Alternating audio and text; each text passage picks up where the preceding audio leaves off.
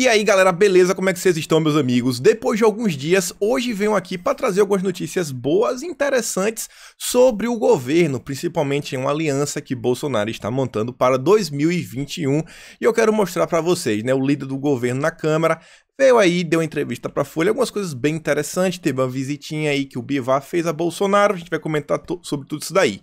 Mas antes, tem uma notícia meio complicada para dar, que é sobre a aliança Lula-Ciro, eu coloquei esse nome, mas podem traduzir sobre a Frente Ampla. Falei para vocês, tem umas 2, 3 semanas, a coisa está começando a tomar uma certa forma. A esquerda está começando a se organizar.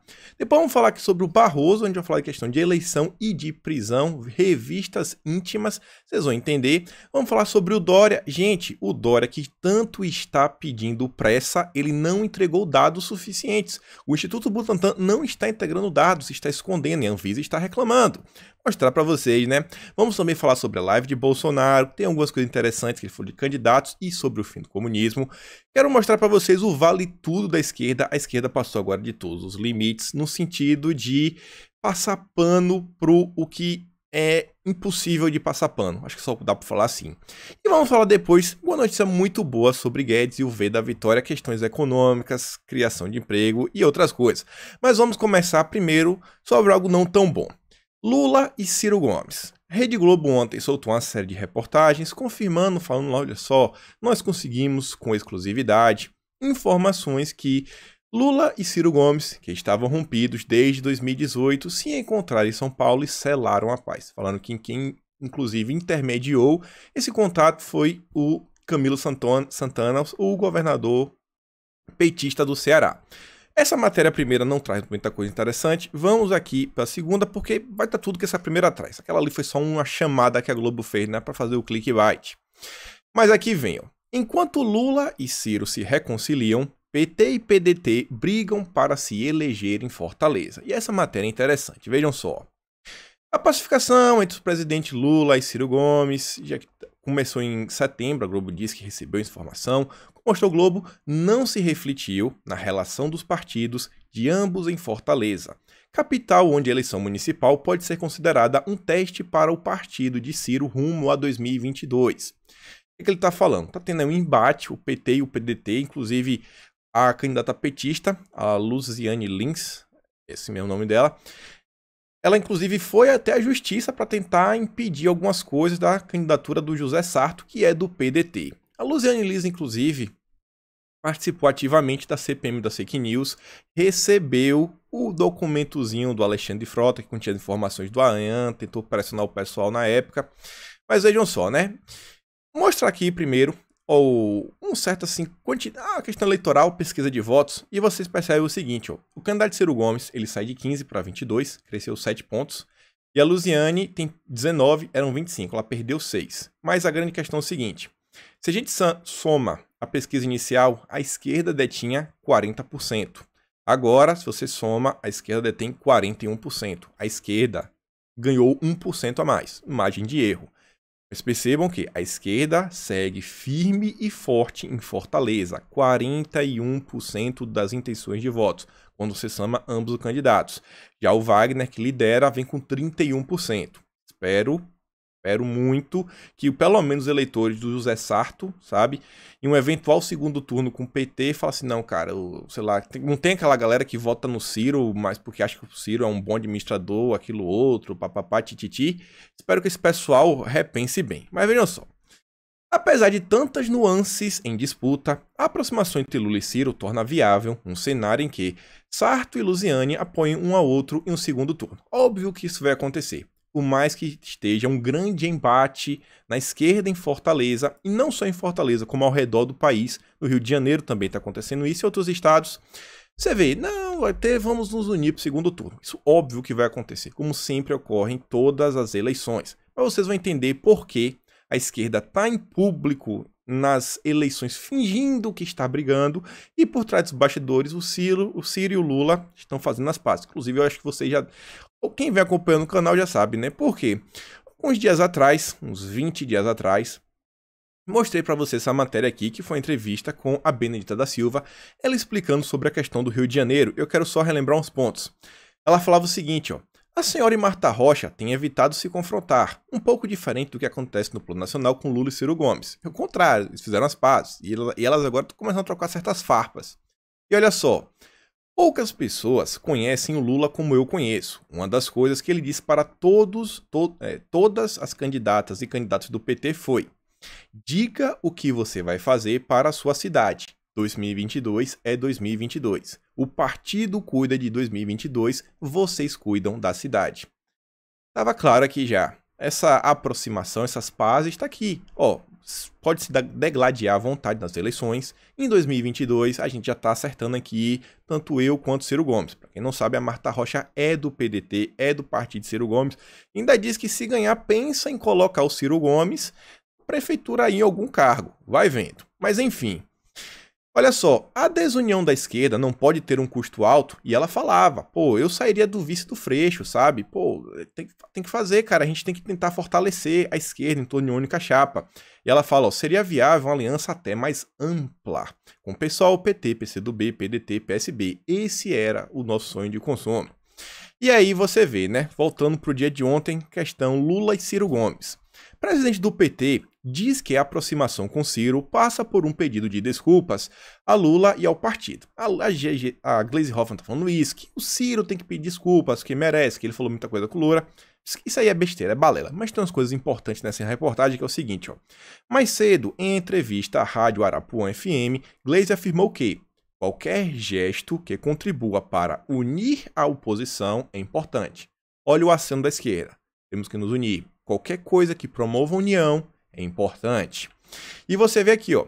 Já o ex-governador Tarso Genro considera que o encontro Lula e Ciro foi histórico e que pode gerar frutos no futuro, porque realmente são os dois maiores partidos de esquerda hoje no Brasil, o PDT de Ciro Gomes e o PT do Lula, Disseu, Companhia Limitada. E olha o seguinte, resumindo, que o encontro tenha ocorrido, acho que foi extraordinário, porque não haverá saída para a crise e não haverá Brasil a ser governado com seriedade, com estabilidade no futuro, olha só, se de forma unitária as grandes forças políticas não firmarem um pacto de transição, formarem uma frente ampla. Petista com atuação independente da direção partidária, o Tarso afirma que hoje não sabe se o presidente Jair Bolsonaro terminará o seu mandato. Balela. Agora é o seguinte, ó. Mas entende que os líderes de oposição precisam estar alinhados. Vocês conseguem ver que todos os líderes e figuras de esquerda grandes estão começando a falar isso. Vocês estão começando a ver que já começou um eco nesse discurso. Não é um fala, outro fala. Ah, a gente tem que se unir, tem que se unir. Não, agora está sendo quase todo mundo. É uma unanimidade. A esquerda, gente, tá parando de brigar. Isso é complicado. E olha o seguinte, ó. Em 2022, o governo de qualquer jeito irá terminar. E aí o Brasil precisa de uma renovação de métodos políticos, precisa de uma recomposição de diálogo político civilizado. Só reclamando do governo, mas aqui é importante de novo. Isso tem que ser consertado com as lideranças que tem grande credibilidade política. Se aconteceu, esse é um encontro histórico que promete muito para o próximo período. Olha só, as lideranças têm que fazer, e está tendo. Todos estão conversando sobre isso. O ex-governador tem trabalhado para unir as forças de esquerda desde o início do governo Bolsonaro. Só realmente está tentando. E olha o seguinte. Indagado, se encontra o primeiro passo para a construção de uma candidatura única, olha só, a frente ampla, uma única candidatura para derrubar Bolsonaro. Ele diz o seguinte, ó, acho que isso tem que estar no horizonte. Essa questão de 2022. Mas não pode ser meta, porque as forças políticas têm direito de algum momento a apresentar suas características próprias para pleitear uma eleição presidencial. Acho que a polarização que tem que ocorrer em 2022 é entre o campo democrático e social e o campo vinculado ao protofascismo e à extrema-direita. Traduzindo, ele falando que a gente tem que polarizar entre a esquerda mesmo e a direita. Esquece essa galera assim meio de centro, a gente tem que fechar isso daí. Agora ele fala o seguinte, ó. Não pode ser a meta. Não pode ser a meta. Por quê? Porque eles ainda veem, eles já meio que entenderam que 2022 a priori está garantido. Eles têm que se unir não por causa da presidência, mas por causa do Senado, governos, Câmara, né, deputados federais e estaduais, eles sabem disso. Agora, para 2022, aí o jogo pode mudar um pouquinho. Quem tem 10 anos hoje vai poder votar. Quem tem 10 anos vai estar com 16, pode tirar o título. Vai vendo, vai vendo. E aí, olha só, Rede Globo, sempre. A Globo fez a festa, né? O povo fez a loucura. Aliança em boa hora, Merval Pereira. Ciro Gomes e Lula estão certos em selar a paz, porque a esquerda precisa se unir em torno de temas e não ficar se digladiando. Mas vamos ver se essa aliança perdura, pois não acredito que o Lula imagine o PT sendo vice de Ciro Gomes. E aí que você vê o que é que está acontecendo em Fortaleza. Por isso que é importante que o candidato Ciro vença, fique na frente. O PDT realmente está se esforçando muito, tem candidatos fortes ao redor do país. Daí pode falar muita coisa. Falei ontem, a eleição desse ano vai ser um bom diagnóstico para saber como está o cenário eleitoral brasileiro, de ambos os lados, esquerda e direita. E aí, pessoal, eu quero só relembrar vocês, para vocês que não assistiram lá no passado vídeo, eu tô com a memória fraca, olha só o seguinte, não é de agora que esse pessoal fala na frente ampla. E se você volta no tempo para tentar fisgar quem que realmente vem com essa expressão, né, frente ampla, quem vem são os intelectuais da esquerda. Ainda que você ache que esse pessoal não é esperto, eles se encontram e tem aquele think tank nessas coisas para tentar discutir as coisas, ver por onde é que vai fazer. E a primeira matéria, assim, em termos de data, que eu consigo achar desse ano, quem veio com esse discurso foi o Aloysio Mercadante, ó. 1º de abril de 2020, o dia da mentira. É o dia do PT, né? E ele fala, ó, precisamos de uma frente ampla. O Mercadante, ele é o presidente da Fundação Perseu Abramo. Quem não sabe o que é isso, é a fundação do PT, só que é os intelectuais do PT, sabe? É o núcleo ideológico, o núcleo pensante do partido. Então, ele é o cara por trás disso. Juntamente ele, com José Disseu e outras coisas. Logo depois, em abril, poucos dias, veio Disseu para falar o seguinte, que a hora é agora. É a hora da união da esquerda. Ele fala, ó, a esquerda precisa engolir o choro, aceitar que sozinha a gente não vai meio que vencer e tentar trazer a direita liberal, que é, assim, Rodrigo Maia, a pessoa do novo MBL, para perto e tentar, né, abocanhar mais coisas, cargos, comissões, ajudar, ter força, né, para poder disputar não a presidência da Câmara, mas para pleitear, sabe, poder, cadeiras chaves no Congresso. Já falar de presidência da Câmara logo menos, mas coisa interessante para o nosso lado, não para a esquerda. Depois você vê, ó, na época, 3 de abril também, na mesma época, falando, ó, a esquerda deveria se juntar com a direita democrática. Já falava da questão do Flávio Dino com o Luciano Huck. Mostrei para vocês, pô, isso aqui eu não vou lembrar o dia, mas deve ter em torno de um mês e um quebradinho.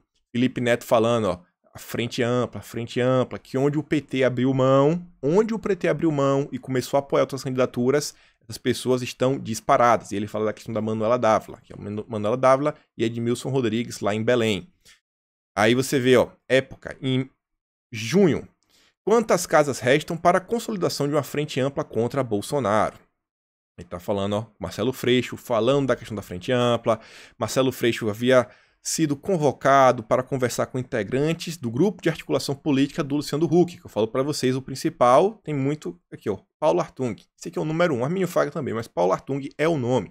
É um dos líderes do Renova BR, é o cara que organiza para o Luciano Huck, inclusive tá vendo a possibilidade de sua candidatura, né? O Flávio Dino tá negociando com o Rodolfo Rodrigues, o Paulo Artung, que não é de hoje.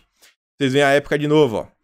Esquerda e direita democráticas têm que acordar. Falando em frente ampla, cita, ó, o Aloysio Mercadante, hoje, presidente do Baçu do PT, Fundação Perseu Abramo. Falam, cara, a gente tem que ver, cara. Não é por enquanto aqui, ó. Disse em entrevista para a coluna no site da época que o PT só toparia conversar no segundo turno sobre união com a direita em 2022. A direita, nova esquerda. Vocês sabem o que ele tá falando. Você vê, ó, PT lança plano de reconstrução. PT tá vindo firme e forte. Tem aí, parceria com Ciro. Olha só, uma live de 4 horas contando a conversa da Dilma, do Lula, aqui, Lula, Haddad, Glaze, Mercadante, a Dilma também estava lá. E esse plano de reconstrução é uma estrutura que vai ser formada em torno do PT, PDT, PSOL, Rede, PSB e PCdoB. Todos os partidos de esquerda. Vai vendo como são as coisas. Isso aí foi dia 25 de setembro, essa live. E aí que falava de novo a matéria, essa matéria aqui da Isto É, quem quiser procura aí, reconstrução do PT, vocês vão achar. Mas, se você está preocupado, achando que o PT está se juntando, você deve realmente ficar preocupado, porque grande parte da direita parece que não acordou para isso, mas nosso presidente acordou. Na verdade, não acordou não. Ele está acordado isso aí desde o primeiro dia do governo. Não digo do primeiro dia. Pra gente fazer a meia-culpa e não falar que a gente passa pano demais. Mas desde que Maia foi eleito. Acho que quando o Maia foi eleito, ele percebeu que a presidência da Câmara era algo muito interessante. E teve uma matéria ontem que eu não vi muita repercussão, mas ó, líder do governo. Quando o líder do governo fala, vale a pena escutar. Inclusive aí ele falou que a questão da Constituinte, ele se desculpou, falou, ó, eu não devia ter feito isso, sem conversar com o governo, finalmente. Mas vejam só, o líder do governo na Câmara, o Ricardo Barros, diz que o presidente Jair Bolsonaro se aliou ao Centrão por uma questão de bom senso. Fora o centro, ele teria esquerda. Não é o caso de ter que ceder, é apenas bom senso. Gente, o próprio Bolsonaro veio a público no Facebook, alguém perguntou, pô, Bolsonaro, você está se juntando com o Centrão, com isso, aquilo, outro? Ele fala o seguinte, eu preciso de 308 deputados do meu lado me apoiando. Ah, não sei o que, você tem? Me sugira com quem que eu vou me aliar. Bolsonaro precisa. Isso é a coisa mais básica do básico, do básico, do básico, do básico. Então tá aí, precisa ter, é apenas bom senso, ele precisa de 308, tirando o pessoal da esquerda, sobram 373. Eu não acho que tem 308 num espectro de 373 deputados de direita. Mas veja só o seguinte, o deputado avalia que Bolsonaro teve de se aliar a quem criticou o passado justamente para cumprir o plano de governo. Bolsonaro não se aliou com o Centrão, acordão, proteger Flávio, porque Bolsonaro... Cara, qual é o único motivo a não ser cumprir o plano de governo? Tentar fazer as coisas andarem. Ele só queria fazer o Brasil andar. Olha só, na entrevista, Barros ainda disse que errou a não consultar o governo sobre a nova Constituinte. Parabéns, Barros. É assim, tem que falar, pô, não tem problema. Todo mundo escorrega na banana. Agora essas coisas, falo e refalo. Tem que ir na manha. Enquanto líder do governo na Câmara, o que você fala tem um peso muito maior do que se você só fosse um deputado no meio de tantos outros. Aí ele também faz minha culpa, que diz que vai preparar o texto com proposta de plebiscito sobre o tema e depois avaliará quando apresentará. Para não dizer que ele está completamente... Ele não quer sair por baixo. Só vai começar isso daí, né? Mas enfim, olha as coisas interessantes. O senhor é líder de uma base composta em grande parte por partidos do chamado Centrão. Isso não vai contra o discurso inicial do presidente, não é um contrassenso. E aí o Barros fala o seguinte... O presidente Bolsonaro se elegeu com 10% dos deputados em seu partido. Ele é de direita. Bolsonaro é de direita. Ao se aliar com o centro para governar, passa a ser centro-direita. Uma aliança centro-direita. Não Bolsonaro, ele continua de direita. Ele poderá, nesse presidencialismo de coalizão, entregar o seu programa de governo. Por quê? Porque Bolsonaro terá maioria para isso. Olha só. Ao fazer a coalizão e receber o apoio desse partido de centro, permite que pessoas desses partidos possam colocar em prática o programa partidário nas áreas em que o governo lhes convida para atuar. Já falei para vocês algumas vezes. Deputado, gente, não é igual presidente. Só os deputados que têm posições chaves. Os caras não têm mídia, sabe? Tem 573. Se eu lhe pedir hoje o nome de 100, você sabe? Você não sabe. Agora você conhece o nome do Maia, você conhece o nome de Bolsonaro, você conhece o nome de vários governadores ao redor do país. Pessoas em posições executivas têm mídia. Os deputados, às vezes, só querem bater uma foto perto de Bolsonaro. Esse pessoal quer se perpetuar no poder. Então, o que o Bolsonaro fala é, cara, vem jogar comigo. Aí ele faz o quê? Eu vou te dar a relatoria da lei do gás. Vai lá. Leva a lei do gás, da reforma do gás. Eu vou te dar aqui a relatoria do marco do saneamento. Você aqui. Então o pessoal começa a ter uma participação maior. Tá fazendo, nem cargo tá dando. E aí você vê, ó. O presidente se considera de centro-direita. O eleitorado dele não rechaça essa classificação. Olha o que o próprio Barro diz. Ele não é centro-direita. Bolsonaro é de direita. O seu governo é que passa a ser uma coalizão aí, no caso de centro-direita, que está trazendo a galera do centro. E o pessoal assim que não tem tanta ideologia quer brilhar. O pessoal quer brilhar. Só isso daí. Então você vê, Bolsonaro segue firme e forte. O próprio líder do governo está falando, cara, ele não é de centro-direita. Esquece isso, amigo. Esquece isso. Ele está fazendo o que dá. E olha só, acha que ele descumpriu um princípio de campanha ao se aliar com o Centrão? Ele fala mais uma vez, é justamente para poder cumprir o plano de governo que Bolsonaro precisa da maioria. Quem vota lá no Congresso não é o povo, não é os 57 milhões. quem vota no Congresso são os 523 deputados. É uma constatação. É uma constatação. 513, desculpa. 513 deputados. Aí tem duas opções. O Bolsonaro dá uma de herói, sabe? George, o Rei da Floresta, Tarzan, vai tudo e vai dar errado. No final das contas, não é ele que vota, não resolve nada. Não vai colocar tanque na rua, isso não existe, sabe? Zero, pelo amor de Deus. Então ele tem que ir atrás da maioria. A única forma de ter o apoio era abrindo espaço no governo. A repórter pergunta, e olha só, Bolsonaro tem uma lógica própria, não entregou ministérios aos partidos da base. Bolsonaro deu algum ministério pro PP? Bolsonaro deu algum ministério pro PL? Bolsonaro deu algum ministério por republicanos? Eu lembro disso daí? Eu não lembro disso daí. Olha só, o DEM, que não é base, que tem 2 ministérios, se diz independente e mantém os ministros. O que Bolsonaro fez no governo?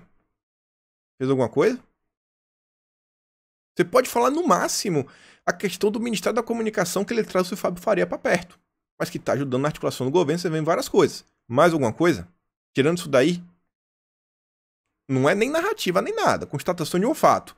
E aí, olha só agora. Eu tô falando pra vocês que as coisas vão ficar interessantes.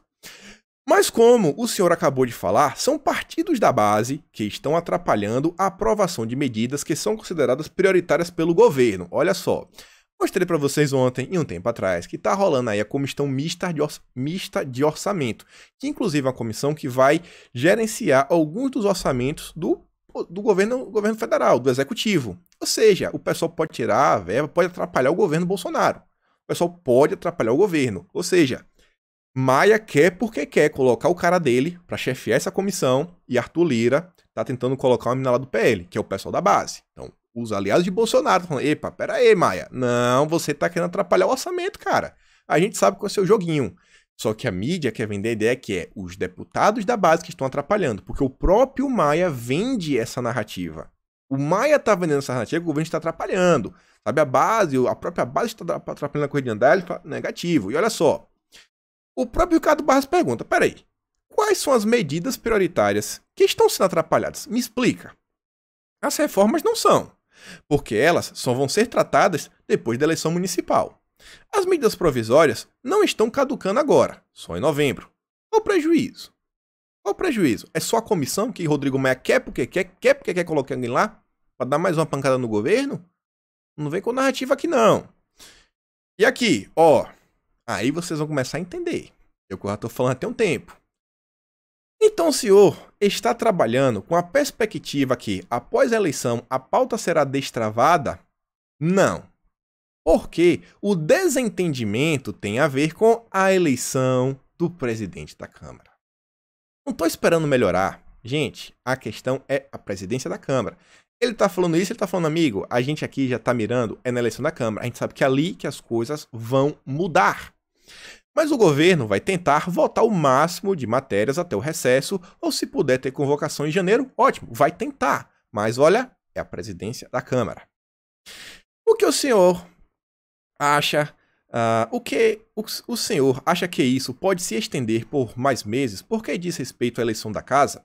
Dito isto, o senhor acha que o Congresso tem condições de aprovar uma proposta do Renda Cidadã ainda em 2020? E olha só, o governo tem condições de aprovar tudo o que quiser. Precisa ter sessão, quórum e maioria. Quem é que convoca as sessões? Quem é que coloca as coisas em pautas? Eu acho que é o presidente da Câmara. O Ricardo Barros não falou que agora o governo tem maioria? Eu vou mostrar pra você uma matéria antagonista que pela primeira vez eu senti, sabe, tive o sentimento que eu dei um furo de notícia antes do antagonista. Mas calma lá. Mas o senhor admite a possibilidade de que essa discussão ficar para o ano que vem? Ele falou, não admito nada. Estou dizendo que para cada alternativa tem um remédio. A meta é tentar votar tudo. A gente vai tentar. O Rodrigo Maia quer entregar a reforma tributária votada, não quer? Quer. Então, de repente, nós podemos chegar a um entendimento. Só estou discordando da tentativa de pintar o caos. Não tem caos nenhum, está tudo certo, absolutamente tudo dentro da normalidade. E aí, olha só isso daqui. O que foi que eu falei no vídeo de ontem? Pessoal, conversei com o pessoal em Brasília. Eles estão muito focados na questão da eleição para a presidência da Câmara. Inclusive eu falei pra vocês que tem um centrão, expliquei quais são os partidos e falei que agora tem um novo grupo que pode ser o fiel da balança, que era o quê? O PSL com aliança PSL, PROS, PTB, que conta com 70 e poucos deputados. Falei pra vocês ontem que Bolsonaro não estava deixando isso de lado, tava coisa, não tinha nenhuma matéria pra trazer. Agora hoje, quer dizer, hoje não, eu falei isso ontem de manhã. Ontem, lá pro fim do dia, o antagonista soltou uma matéria falando, ó, Bolsonaro recebeu o Bivar na semana passada. O antagonista apurou que Jair Bolsonaro se reuniu na semana passada fora da agenda com Luciano Bivar, presidente nacional do PSL. Tinha avisado, a formação veio coisa. Vocês acham que o governo não está esperando isso? Tem maioria, e o próprio líder da Câmara falou, ó, a gente vai colocar em pauta as coisas do governo, a gente só precisa ter o quê? Quórum, sabe, e sessão, tem que ter quórum e sessão e votar, amigo, botar na pauta. Rodrigo Maia que não quer. Então vocês estão tentando criar uma narrativa para descredibilizar o governo. Gente, o governo está firme e forte, fazendo todas as alianças possíveis para 2021 deslanchar. Fiz o dossiê, falei, gente, dossiê 2021. Falei o quê? Presidência da Câmara, é cereja do bolo, é cereja do bolo, é cereja do bolo. Volto aqui e falo mais uma vez. O governo está realmente empenhado a isso. Inclusive já tem um nome sim. O Ricardo Barros fala que não tem, já tem um nome. Eles estão tentando, o governo está de brincadeira. Eles não estão querendo falar o nome que é para não gerar o caos. Mas Brasília está pegando fogo agora. E o governo, espera aí, é o que eu falo para vocês. Fevereiro de 2021, aí a gente vai poder ter o diagnóstico. Porque a gente vai falar, ganhou, pronto. Cara, deu certo. Realmente deu certo. Se der errado, não vai ser de todo errado. Independente de que o Bolsonaro também seja de maioria. Mas todas as movimentações do governo, gente, para você ter o diagnóstico final do governo, vai ser fevereiro de 2021. Eleição do presidente da Câmara. Principalmente a da Câmara. Olha e confia. Mas vamos avançar. Barroso deu uma entrevista sobre questão de eleição. E olha só o seguinte. Quem chegar sem máscara não vai votar e ponto. Destacou. Não é questão de livre-arbítrio, é questão de proteção do outro. Sempre essa narrativa, né? Os direitos individuais sempre estão abaixo do direito coletivo.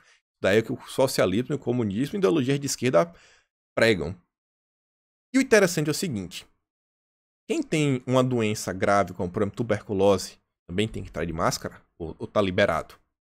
Você vê como são as coisas? Nunca teve isso, mas dessa vez agora, meu Deus do céu, né? O ministro acredita que as abstenções, que costumam ser altas, não devem atingir patamares tão altos neste ano.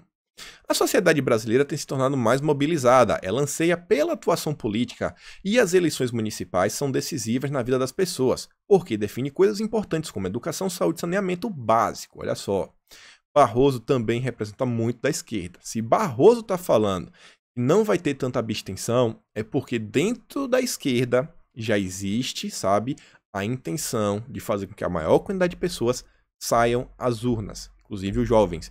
Eu não estou acompanhando nenhum canal de adolescentes, mas eu tenho certeza que para quem fala com o público de 14 a 18, eu vou valendo o que eles já estão falando, que o jovem precisa se engajar, tire seu título de eleitor, comece a voltar aos 16, vá, se engaje, vote no Boulos em São Paulo. Lá no Fortaleza tem o PT e o PDT, e no Rio Grande do Sul, você mora em Porto Alegre, você tem a Manuela Dávila. Vocês duvidam disso? E olha só, sobre o voto ser obrigatório no Brasil, para Barroso, a democracia brasileira ainda precisa desse empurrãozinho, como definiu. Em um futuro próximo, eu espero ter voto facultativo, mas ainda não. O voto facultativo favorece muito o voto radical, dos extremos, e agora precisamos de moderação. Tá vendo, né? Ele joga de acordo com o que é melhor para a esquerda. No dia que para a esquerda vale a pena o facultativo, ele coloca o facultativo. E aí, outra medida que interessa o ministro, ele fala isso o tempo todo, é modernizar o sistema eleitoral através da tecnologia. Isso poderia permitir, por exemplo, os gastos que se tem hoje. Ele aí fala da questão do que? Eleição digital, o voto do futuro, e diz que mais de 30 empresas como Amazon, Microsoft e IBM já se candidataram para isso. E olha só, elas são testes de simulação nesta eleição e vão apresentar seus modelos para modernizar o nosso sistema, que já é exemplar no mundo. Nunca houve fraudes. Aécio e Dilma que o digam, hein? Aécio e Dilma que o digam. Gente, em lugar nenhum do mundo está se discutindo sobre isso. Só o Barroso, o grande iluminista, que quer trazer voto digital para o Brasil.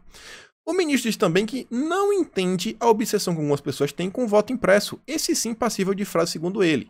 Cara, em uma urna, urna eletrônica, do lado tem uma impressora que vai imprimir um voto, vai cair num saco selado, uma urna.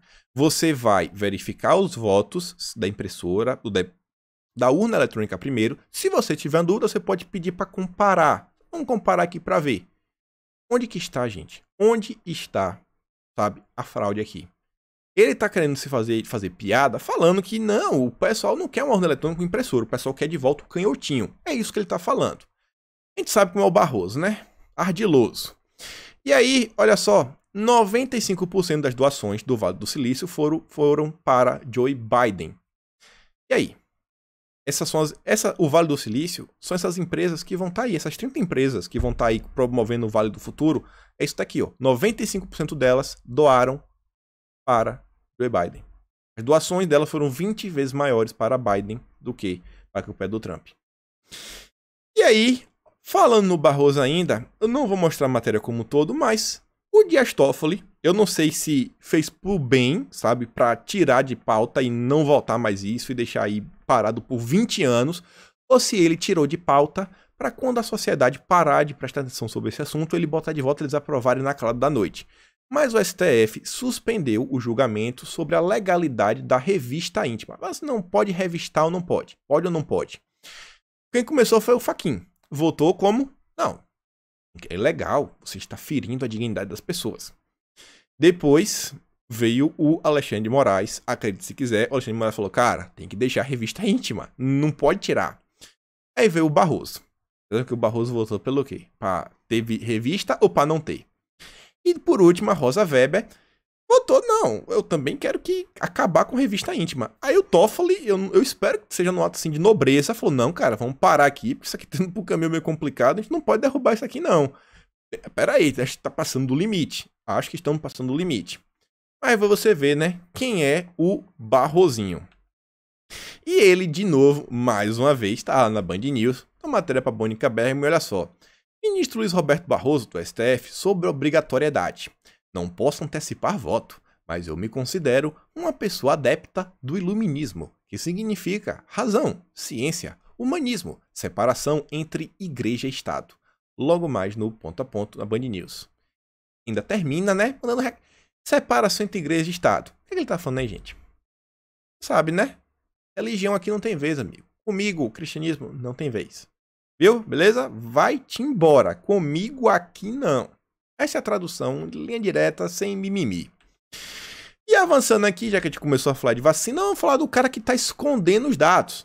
Vem lá o João Dória chorar lá no início do dia, falando, não, recomendo ao presidente parar de me atacar e começar a trabalhar. O povo não quer briga, quer emprego. O Brasil não quer divisão, quer compaixão. O Brasil não quer um presidente que só pensa em reeleição.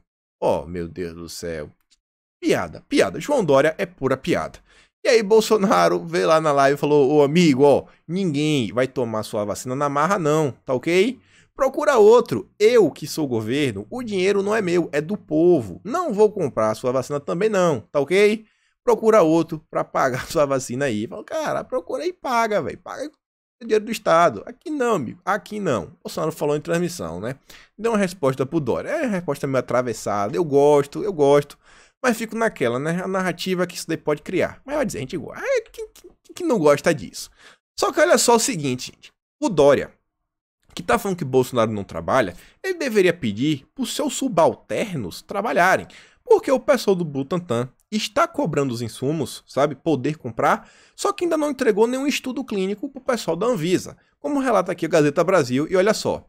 O Instituto Butantan vem cobrando desde a semana passada a liberação dos insumos para conseguir produzir a vacina dos amiguinhos, né, do Dória. Porém, o local entregou à Anvisa, apenas entregou os estudos pré-clínicos de submissão contínua. E olha só, sabe o que é isso, pré-clínico? São estudos feitos em laboratórios e nos animais e antecedem estudos feitos em humanos. Nem teve ainda. Mas já quer comprar. Não, a gente quer comprar e produzir e vai aplicar em todo mundo. Não, desculpa. Comprar é diferente de aplicar. Foi o que o Dória falou lá pro Datena, né? Vai vendo, mas parece, o governo e a Anvisa tem que trabalhar. Porém, segundo a apuração da CNN, o Butantan, até o momento, não enviou os dados dos estudos já concluídos em humanos na fase 1 e 2. Porque ele falava que não, que a gente já tem, que isso, mas já tem 1 e 2. Mas, tá, vocês não mandaram. Manda aí, por favor. E aí, ó. Além disso, também não foram enviados à Anvisa o relatório das boas práticas para a produção da vacina em larga escala. E aí, Dória? Conversa menos, amigo. Vai trabalhar. Você que tá tão espivitadozinho reclamando do governo, da Anvisa. A Anvisa tá tentando te ajudar, cara. Agora trabalha aí, Dória. Trabalha, para de reclamar e trabalha, sabe? Ou então saia do governo, é a melhor coisa. Ninguém mais lhe atura. Ninguém mais atura o João Dória. Inclusive, gente, quero convocá-lo dia 1º de novembro. Em São Paulo vai ter na Avenida Paulista, mas quem quiser ir se manifestar ao redor do Brasil, acho que Dória é um inimigo do Brasil, sabe? É um traidor da pátria, deveria ser julgado até sobre isso aí, traição à pátria. Vai ter a manifestação a partir das 2 horas em frente aí ao MASP. E aí, gente, mostrei aqui no vídeo, que foi um vídeo que teve até uma visualização bem baixa no canal, mas vale a pena porque é ligado ao Instituto Butantan. Eles soltaram a matéria no dia 8 de agosto de 2020. E o que é que eles estão falando? Que eles querem produzir. Queremos começar a produzir. Queremos começar a produzir. É o site oficial deles. Eu não estou pegando isso daqui nem da mídia, nem do Globo. É o site oficial do Instituto Butantan. Mostrei para vocês. Olha só, vacina. Olha para que é. COVID-19. Olha só. E tem isso aqui, ó. A imagem estava em alta resolução. Mostrei para vocês da última vez. E tem algo aqui, ó. Lote. Eu acho que realmente é o lote. Aqui tem um FAB e um VAL, que eu acho que é fabricação e validade. Olha a data de fabricação. 9/04/2020. Dia 9 de abril de 2020. Como que isso daqui foi produzido no dia 9 de abril de 2020? Se não estão nem conseguindo comprar os insumos, já tinham descoberto a cura em 9 de abril. Que história é essa? Acho que falta aí uma explicação por parte do governo de São Paulo sobre essa coisa aqui, né? Tá muito estranho, mas muito estranho mesmo. Fotos oficiais do site oficial, butantan.gov.br. Não é de nenhum site assim, isso, aquilo, outro. Espero explicações do Dória. Continuando aqui, falar sobre agora Bolsonaro, a live visita do Maranhão. Grande mídia, como sempre, chorando, em vez de noticiar, né, que o povo, sabe, prestigiando o presidente, vem chorar. Sem máscara, Bolsonaro provoca aglomeração em São Luís. Chora mais, Rede Globo. E aí, olha só o UOL. Bolsonaro volta a criticar PCdoB e Dino e questiona a volta em Manuela Dávila. Procura outro para pagar tua vacina, diz Bolsonaro em ataque a Dória. Bolsonaro se trapalha de Dilma para defender o decreto do SUS que revogou. Bolsonaro diz que pedirá reunião e tentará sensibilizar Putin por Robson. A Renata diz, né? Disfarça um pouco essa tua tara pelo Bolsonaro, ó. Sabe? É qualquer coisa para vender narrativa para tentar derrubar o governo. Esse pessoal não descansa. Eles não descansam. Mas enfim. Bolsonaro veio a público ontem, mais uma vez, pedir, gente, sabe, cara, ajuda. Ele falou assim, vota quem quiser, mas na real, gente, ele tá pedindo, cara, ajuda, gente. O Brasil não pode continuar desse jeito. Ele tá falando, cara, Minas Gerais, mais uma vez, ele pediu o voto pro Bruno Engler. Falou, gente, vota no Bruno Engler, por favor. Sabe, Calil, gente, Calil com a oposição. Oposição, você não deixar o cara ganhar. Cadê a direita em Minas Gerais? Depois, formalizou apoio a Celso Russomano. Inclusive, Bolsonaro ontem, o pessoal tinha me avisado mais cedo, falou, ó, vai ter uma live, ele vai falar sobre o Russomano e ele vai apresentar as coisas de porquê, sabe, tem que dar o voto de confiança no Russomano. Vocês viram que a live não foi na hora normal, foi atrasada, por isso que às vezes não deve ter dado certo. Mas o pessoal me garantiu que coisas como o governo federal vem criando, como por exemplo, o Conta Pra Mim e algumas diretrizes que o Nadalinho, o pessoal do Ministério da Educação vem criando, o Russomano se comprometeu a aplicar em São Paulo. Ou seja, Bolsonaro fez exigências. Existem exigências para ele apoiar o Russomano. E, meus amigos, independente disso, você tem o Bruno Covas, que é o PSDB, que é uma aliança Ásia, você sabe o que é, e você tem um Boulos. Então, acho que já é motivo suficiente. O Russomano vai te decepcionar, cara, mas é o que temos. E eu me preocupo com São Paulo por um motivo único, não é porque eu tenho uma tara no Russomano, mas porque é o segundo maior PIB no Brasil, sabe? Eu tenho um colega que trabalha em empresa grande, que produz aí perfumes e várias coisas, e cremes, empresa grande no Brasil, que a empresa ficou sem funcionar no início do ano porque São Paulo fechou as portas. Indústria gigante. Fechou as portas, São Paulo não estava recebendo nada. Então impacta o Brasil inteiro. No Rio de Janeiro, ele falou, galera, é o Crivella. É o Crivella, cara, por diversas razões, é o mesmo partido russomano, que é o mesmo partido dos filhos, é o Republicanos, que já tá vendo o apoio para a eleição da presidência, para aprovar, inclusive, as pautas do governo. Todo mundo aqui quer que o governo aprove as pautas. Cara, o Bolsonaro tá tentando fazer de tudo, tá buscando apoio, sabe? Ele é o presidente, ele não é mais deputado, ele não é o presidente da Câmara, ele tá fazendo o que ele pode. Falou, é o Crivella.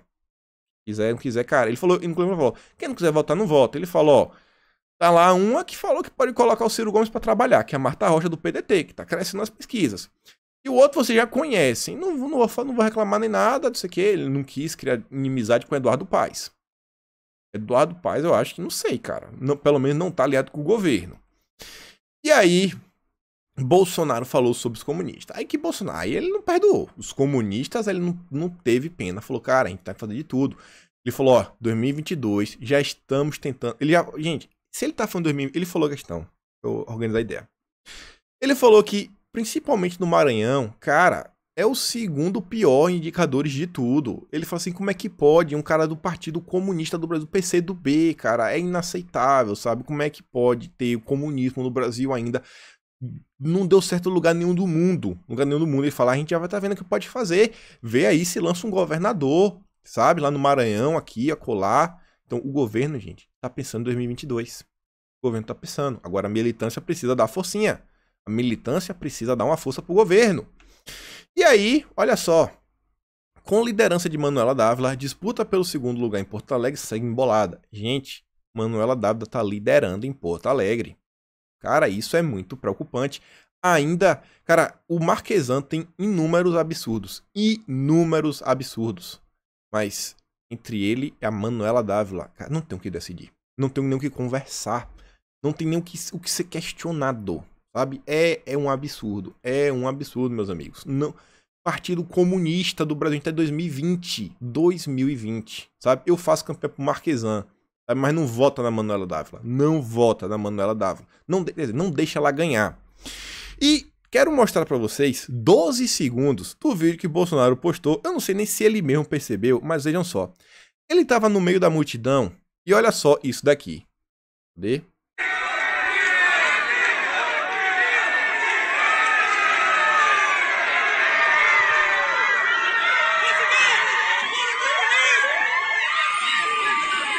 Vocês ouviram isso? Presidente, fora o comunismo. Presidente, fora o comunismo. Gente, o povo brasileiro indo nas ruas, mano nas ruas, né, pra apoiar Bolsonaro e falando, presidente, fora o comunismo. Eu nunca acreditei que esse dia ia chegar, sabe? Não, já começou há tem tempo, mas eu sempre me surpreendo. Cada vez que eu vejo o povo pedindo fora o comunismo, gente, se o brasileiro só entendesse que o problema é o comunismo, cara, a vida tava feita. Tava feita. Sabe? Mas tava tudo desenhado, desenhadinho de forma redonda. Redonda. E olha só o seguinte, falando em comunismo, Flávio Gordon falando o seguinte, ó, gente, eu adoro esses momentos que a gente pode revisitar a história, olhar o passado. E ele fala o seguinte, ó, já houve no Brasil uma coisa parecida com o jornalismo. Uma matéria do dia 11 de julho de 77. Do Jornal do Brasil, era uma segunda-feira, e falava que comunistas treinam, a galera nem gosta de tocar o terror, e falava, ó, União Soviética, Cuba e Coreia do Norte treinam e ajudam organizações extremistas em todo o mundo, agrupadas numa internacional, sabe o que é? O nome do livro de 230 páginas do jornalista Jacques Kaufmann, publicado essa semana em Paris, mostrou pelo menos 5.000 palestinos e a Coreia do Norte, 5.000 palestinos, e a Coreia do Norte, outros 2.500 guerrilheiros da Ásia, África e América Latina. Diz lá o livro. Ou não, desculpa, mostrou não. Ah, sem sentido. Moscou treinou pelo menos 5.000 palestinos, e a Coreia do Norte, outros 2.500. Então, e aí esses 2.500 que a Coreia do Norte treinou foram da Ásia, da África e da América Latina. Será que tem alguém no Brasil que foi para lá para esse intercâmbio estudantil? Complicado esse intercâmbio aí, viu? E aí, meus amigos, olha só. Quando a gente acha que a esquerda já desceu até o fim, porque agora tem a ver com jornalismo, eu fiquei surpreso. Eu, pelo amor de Deus, né? A gente, vez de volta, a gente fala rindo dele. Mas, ele pediu pra sair, que meio que foi assim, ele meio que foi chutado, sabe? Ele foi chutado pra não sair por baixo, ele pediu pra sair. Foi chutado do jornal que ele ajudou a fundar, o The Intercept. Aí você vai falar, é isso mesmo, tem que sair, tem que sair, tem que sair. Calma, calma, calma, calma, calma. Não comemora assim, não. Que não é tão bom assim. Olha o seguinte, Renato fala, o ano 2020 tá doidão mesmo. E o Peru Vermaven fala, tem um monte de direitista americano que gosta do Glenn, porque ele vive batendo no establishment do Partido Democrata. É o tipo de gente, é tipo a gente concordando com o PCO. O PCO é um partido brasileiro aí ligado ao comunismo que vez ou outra critica a esquerda, sabe? E defende uns valores que a gente fala, pô, velho, tem que acabar com o desarmamento, isso, aquilo. Ele fala, o PCO, a gente vai virar PCO. Piadas, né? Gente, o Glenn, ele é compartilhado por gente importante da grande mídia americana. Inclusive, por exemplo, vocês devem conhecer o Paul Joseph Watson. YouTuber muito grande. Inclusive tem um Paul Joseph em português. É um cara que atrás dele tem um mapa mundi. Ele vez ou outra compartilha o Glenn. Pessoas da direita compartilham o Glenn, porque ele faz críticas a essa área, algumas áreas aí do Partido Democrata. Faz umas críticas. E vocês sabem qual foi o motivo que ele pediu para sair? Quer dizer, escorraçaram ele, né? Porque ele fez uma reportagem, sabe, mostrando os absurdos em relação ao Biden, ao laptop do filho dele, que está acontecendo. Mostrando o que a grande mídia americana está tentando esconder. Ele peitou a grande mídia e falou, olha, vocês estão querendo esconder isso daqui, cara. Isso aqui é um absurdo. Não dá para compactuar com isso. E você vê, o próprio Rodrigo Constantino diz, ó, tenho 1000 diferenças com o Glenn, mas consigo respeitar quem tem coragem de ser independente. Ele esteve, inclusive, na Fox News, denunciando a operação abafa da mídia no caso do Hunter. Ganhou pontos comigo. E aí você fala, você tá falando isso daí, então, que a esquerda passou dos limites, porque não aceitou uma crítica nem do próprio Glenn e tentou abafar tudo? Não, meus amigos. Não. O vale tudo, vocês estão vendo agora. Agora vocês vão falar, meu Deus do céu, cara. O que é que a gente está lidando aqui? E eu lhes apresento, sabe, um dos novos...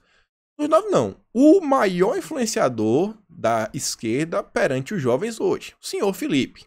Olha só. Eu respeito muito o que fez o Glenn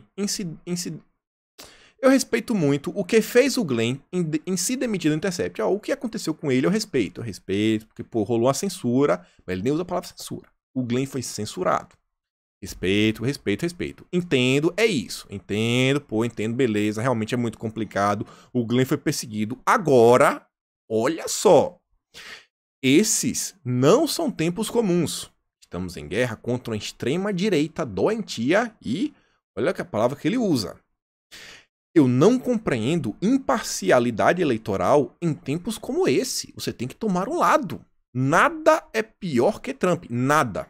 Maduro? Não, Maduro não é pior. O Xi? Não, o Xi não é pior. A Coreia? Não, não é pior. Cuba? Não, Cuba não é pior. Argentina? Não, não é pior. Nada é pior que o Trump. Nada. Calma que tem mais. Então, imaginando um cenário onde tivéssemos um segundo turno entre Bolsonaro e José das Couves, eu sou editor de um jornal. Há poucos dias da eleição, um jornalista da equipe decide publicar uma matéria devastadora contra o Couves? Irmão, não. Olhe em volta primeiro. Gente, a matéria é devastadora porque são verdades, são fatos. E ele fala, não pode mostrar, tem que esconder, você tem que mentir, não pode falar, não pode. E olha isso daqui agora. Você pode julgar isso antidemocrático. Não é nem um pouquinho, é só um pouquinho antidemocrático. Mas todo veículo possui linha editorial, possui um caminho. Todos. Quem acha que não, vive totalmente fora da realidade. E não é que vale tudo para derrubar, sabe? Não é que vale tudo para derrubar, tipo, um cara da extrema-direita. Ele usa a palavra, ele usa um xingamento, né? Mas com certeza vale muita coisa. Gente, o que tá acontecendo é porque não pode falar aqui. Se vocês forem atrás, tem um cara lá no Twitter, Caio, ele tem uma rede, Conservative Co. Na rede dele não tem censura. Não tem censura. Ele tá publicando tudo, na íntegra. Quer ver? Vai lá e dá uma olhada. Na rede do Caio não tem censura. Na rede do Caio não tem censura. E no perfil dele lá no Twitter, Caio Conservative Co, ele já tá postando várias mensagens. Rola lá no histórico, vai vendo as matérias que estão saindo, ou lê a matéria do próprio Glenn, traduz e dá uma olhada. Mas pro Felipe Neto, muita coisa vale, inclusive isso daí. O que tá sendo escondido, meus amigos, é assustador. É realmente muito complicado. E aí, olha como ele é esperto. Agora ele... Rapaz, isso aqui é de uma artimanha fora do comum. Só para finalizar, pode ser que eu venha mudar de opinião sobre isso, como mudo sobre muita coisa. Hoje só foi a primeira vez que eu analisei o caso. Gente, é o seguinte, a eleição é dia 3. Ele fala isso agora, pra quê? Pra acalmar, abafar. Ele está ajudando a abafar. Ele tá falando, essa questão aí mesmo tá ruim, vamos queimar alguém, vamos quebrar alguém, vamos quebrar alguém. Dia 3, acabou a eleição. Aí ele vai ver que é um absurdo e falar, ah, não, realmente eu revi, é complicado, porque, por exemplo, vá que surge uma notícia que o cara cometeu um crime absurdo, então a gente realmente tem que denunciar, porque o cara realmente assim, é um criminoso, é isso, aquilo, outro. Olha aqui, João sem braço. É dia 13 das eleições, ele vai pagar de maluco agora e já foi. Em 5 dias ele pode mudar de ideia sem nenhum problema. Ele falou, posso mudar de opinião. Estratégia eleitoral. Movimentação puramente eleitoral. Olha como é que esse pessoal trabalha. Esse menino aí tá na frente ampla, viu? Mudando de assunto aqui, mas eu tenho que registrar. Ontem a gente teve uma... Como posso falar, né? Uma comissão para falar sobre as questões, né, das queimadas, isso, aquilo, outro. E o grande destaque, sabe o que foi? Que a comissão recebeu artistas. Você vê, ó, artistas e personalidades em defesa dos biomas. Artistas se uniram a deputados na defesa do Pantanal. Pra quê? O artista tem o quê? Superpoder? Vai fazer o quê? Qual é aí o grande feito de ser artista? Mas enfim, aí tava lá, ó, Amil Sater, Dira Paz, Letícia Sabatella, Lucélia Santos, Luiz Nassif, Marcos Palmeira, Matheus Solano, Rainer Cadete, Renato Braz, Tete Espíndola, Taíla Ayala e Thiago Lacerda. Artistas. E aí, olha só o seguinte, apareceu uma matéria aqui ontem, devia até ter colocado depois da Manuela Dávila, porque isso aqui envolve o Rio Grande do Sul. O negócio aqui, ó, extrato, data de reunião do Conselho de Administração realizada em 30 de setembro. Dia 30 de setembro, poucos dias atrás, não tem menos de um mês, a CPFL soltou uma nota para falar das mudanças. Olha só, indicou, né, o senhor Futal Huang. Elegeu o senhor Xinjiang Shen. Elegeu a Zhang Jianfu. Precisa falar o país? Não, né? Só para cargos. Diretor, isso, aquilo, outro, diretor-presidente, ó. Esse daqui primeiro foi para diretor-presidente, o segundo para diretor-presidente assistente, e esse daqui foi para diretor financeiro adjunto.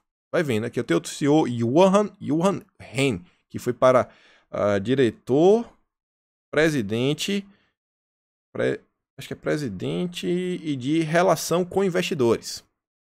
Aqui o pessoal marcou foi em cima. Mas vai vendo, olha só a galera que foi eleita. Por que eu tô dizendo isso daqui, né? Tem tudo a ver até com a eleição. A Anitta tinha trazido isso aqui no dia 28 de agosto, avisando que agora em dezembro o Rio Grande do Sul vai ter um leilão da CEEE, que é a Companhia de Energia do Estado. E sabe o que é o mais interessado? A CPFL. Aí você vê, ó, CPFL, reitero, interesse, isso, aquilo, outro, bababá, tititi, tá. Você sabe que é o dono da CPFL, né? Se você não sabe, tem aqui, ó, um artigo que eu trouxe quando a gente falou, assim, pela primeira vez, mais profundamente sobre a nova Rota da Seda, escrito pelo próprio João Dória. Ele escreveu uma matéria pro estado de São Paulo, ó, São Paulo e China, uma história promissora. Uma nova Rota da Seda, e diz, ó, o investimento dos nossos amiguinhos é o que mais cresce no Brasil. Eles têm um estoque total de 70 bilhões investidos no Brasil. Em São Paulo, por exemplo, a State Grid comprou recentemente o controle da CPFL. A empresa chinesa comprou. Ou seja, eles vão comprar agora a energia de São Paulo e Rio Grande do Sul. Eles que controlam. Isso daí tá tudo já no plano da nova Rota da Seda, como o próprio João Dória falava. Olha o que está acontecendo diante dos nossos olhos. Manuela Dávila, eu tenho certeza que vai fazer de tudo para fazer com que esse acordo prospere. Vai vendo. E aí uma notícia boa, uma notícia rápida para fechar. Puta, eu queria gravar um vídeo com menos de 1 hora, cara, mas vai dar quase 1 hora. Guedes veio ontem a público, e o Guedes estava ontem nervosão, cara. Veio aí, falou de várias coisas, reformas que estão acontecendo, reformas financeiras, fala do Pix, uma coisinha aqui, a coisa lá que vai melhorar. Uso lá uns termos lá, devia ter botado o vídeo, mas não quero botar o vídeo porque o vídeo vai ficar longo. E aí você vê, ó, nessa entrevista ainda o Guedes falou da questão da Febraban, falando, ó, em audiência no Congresso mais cedo. Guedes também fez críticas à Federação Brasileira de Bancos. O ministro da Economia disse que a entidade é um cartório, uma instituição lobista. A Febraban financia até programa de estudo de ministro Gastador para ver se enfraquece ministro que quer defender, que defende acabar com esse privilégiozinho para esse cartóriozinho. O ministro gastador, a que o Guedes se referiu, sabe quem é? É o Marinho, seu dos afetos na esplanada. Então o Guedes estava aí soltando os dragões, mas também estava, ó, a gente tá melhor nisso. A gente tá de olho ainda no lobby que a Febraban tá fazendo. E olha só, criação de empregos mostra a recuperação em V da economia. Eu tava meio triste, gente, mas quando eu vejo aqui uma matéria dessa, eu vejo assim que entre a narrativa da mídia e a realidade do país, o Brasil, sabe, fechou o mês de setembro com saldo positivo de 313.564 vagas de empregos formais, fora as informais. E isso eu fico feliz, gente. Melhor programa social do mundo se chama emprego, sabe? Um cara sem emprego, uma mulher sem emprego, um pai de família sem emprego é a pior coisa que existe, sabe? É tristeza, é depressão, é olhar pra vida e falar, cara, como é que eu vou fazer? Como é que eu vou colocar comida em casa? Como é que eu vou ajudar meus filhos? Amém, seu. Que o Brasil realmente pegue, sabe, na marra. E, gente, a gente tem uma explosão de empregos para os próximos meses. Mas vocês estão vendo, gente, é seguido, já mais um mês seguido, sabe? Cresceu. Desde junho parou de cair. Desde junho. E agora é recuperação atrás de recuperação. Agora eu vejo. Agora vai. Guedes ainda mandou que o Mandetta é animador de TV. Esse é um monte de crítica. Ele falou, o cara só quer criar caso, fez problemas, fez isso, queria inclusive tabelar preço na questão do Ministério da Saúde. Ele falou, pra ser maluco, rapaz, se tabelar preço, você vai tirar remédio, você vai fazer com que o remédio desapareça da prateleira nas farmácias. Não. E falou, fez críticas. Rapaz, Guedes tá 200% fechado, né? Vocês estão ligados aí como é que tá a história do Guedes. E aí, essa daqui tocou meu coração. Quem aqui é da década de 90, sabe, um jovem, jogou Super Nintendo, viu essa imagem e falou, peraí, que história é essa? Pra aqui, quem é um pouco mais coroa, tia do Zap, por aí vai, a Secom fez aqui uma matéria para divulgar, sabe, a ação que o presidente fez de reduzir o imposto sobre videogames. O presidente baixou, era 50%, baixou para 40% em 2019, ele falou que ano passado, gente, fiz o que dá, esse ano, baixou para 30%. Fiz o que dá. 2021, carregando. Espera. E aí o governo federal fez algo assim que foi tão coisa, gente. E eles pegaram uma coisa que tá no imaginário, principalmente da grande galera que tem 25, 30, que é o pessoal que tá aí, principalmente nas redes e tudo. Pegou essa imagem aqui e eles botaram essa letra, que é de um jogo chamado Top Gear. Acho que é o jogo de corrida mais famoso da história do Super Nintendo. Das trilhas de jogos, é que tem a trilha de sonora mais famosa de todos os tempos. Eles pegaram exatamente como eram e reproduziram. Mostrando, cara, o governo, no que dá, velho, no que dá vai fazendo, no que dá a gente vai tentando. E você vê, pra aquela galera da esquerda que fala o seguinte, o governo vai baixar os impostos, mas o empresário só pensa nele, ele nunca baixa os preços. Amigo, mostra isso aqui pra ter um amigo comunista, ó. Xbox Brasil já veio a público e falou, ó, com a redução do IPI nos videogames promovidas pelo presidente Jair Messias Bolsonaro, tivemos corte de preços de 5.000 para 4.600 e o outro de 2.900 para 3.000 para 2.799. Já caiu. Já passou para o consumidor. Preços sugeridos. Questão aí, gente, de horas. O presidente tá tentando, gente. E vai dar certo. Fevereiro de 2021, guarda essa data. E aí termina aqui, ó. Aqui, ó. O povo tá fechado com cara, gente. A mídia vai tentar fazer de tudo, criar narrativas. Mas, mais do que nunca, a militância tem que seguir firme e forte. Com isso, meus amigos, fico por aqui. Aquele grande beijo e abraço. Tamo juntos e valeu, galera.